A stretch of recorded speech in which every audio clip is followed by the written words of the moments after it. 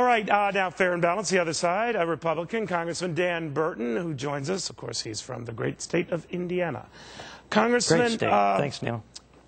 This budget that was overwhelmingly approved in the House and just a short time ago in the Senate, I kind of know how you voted, but you're kind of like Custer and the Indians now, right?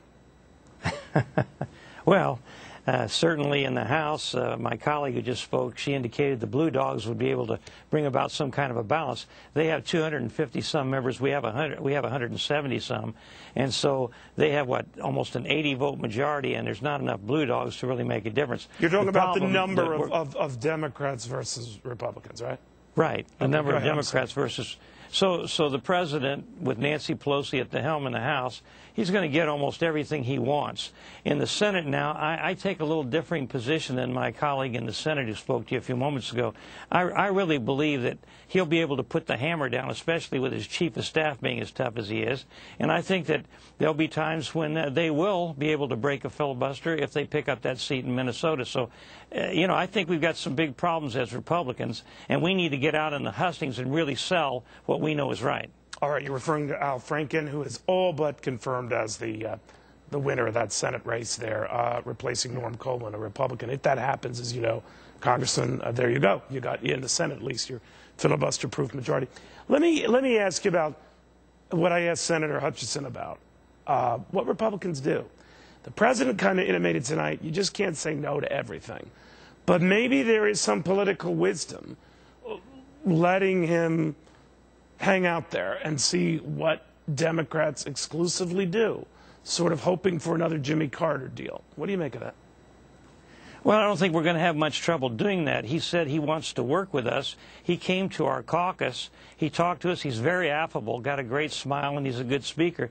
Came to our caucus, talked to us, said he wanted our input, and left and didn't pay any attention to anything that our leadership and we proposed in the House of Representatives. And that's why he got absolutely no Republicans on the budget or any of these other things. He is taking a one-sided government-controlled position, and the Republican Party and the Republicans don't want that. We don't want the private sector controlled by the government. Yeah. We don't want health care controlled by the government. And he's moving very rapidly, in my opinion, toward a socialistic kind of government. Well, let me ask you, Congress, I don't mean to interrupt your thought there, but we're getting word now from Reuters that the Mexican government has called for non-essential parts of the economy to shut down between May 1st and May 5th to help combat this swine flu outbreak. I mean, they seem to be imploding down there. What are we going to do? I think we need to do whatever is necessary. This could be a major pandemic. We've had those in the past where millions and millions of people perished because they weren't equipped to deal with it.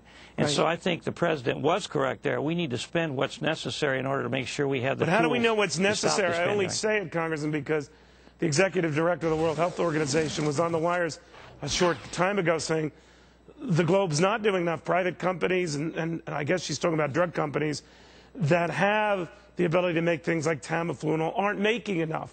So she must be seeing something that we don't, and we're not. What do you make of that? Well, she may. You know, we've had pandemics in history that killed up to 60 million people, and that's a very scary thing, and I think the Americans are concerned about that. So they want their government, where their safety is concerned, whether it's a war or a pandemic like this, to make sure that we're prepared to deal with it. And I think we should. Americans should make sure we're safe, and I think the president should do that. And if we have the ability to help other parts of the world, then we should do it. What is your sense of whether we're getting through the worst of this? The reason why I mention it, Congressman, is we got a GDP report out that the first quarter was pathetic, awful, worse than 6% decline. But Wall Street was seizing on the nugget that consumers were spending a little more, or more than expected. Is it your sense that we're coming out of this regardless of what Washington's doing, or because of it? We're repeating a great deal of what happened in the 30s under Roosevelt. And the things that he did really extended the Depression. And I think that what the president's doing right now with all this spending may help a little bit in the short run. Long term, I think it's going to cause severe problems, inflationary problems, higher taxes. And I think that our kids and our grandkids are going to have to bear this responsibility, and it's a heck of a legacy to leave for them. All right, so you think whatever pickup we're having is brief? I do. I think it's brief because what we should have done is what Ronald Reagan did when we came out of the Carter debacle. I mean, we had 14% inflation and 12% unemployment then, which is worse than what we had just up until recently. And because he came in and changed the whole approach by cutting taxes, we had a long period of economic growth. What we're doing now is repeating the mistakes, I believe, of the 30s. Congressman Dan Burton, it is always fun having you. Thank you for staying. Thank you, Neil. All right, Dan Burton. All right, just so you know.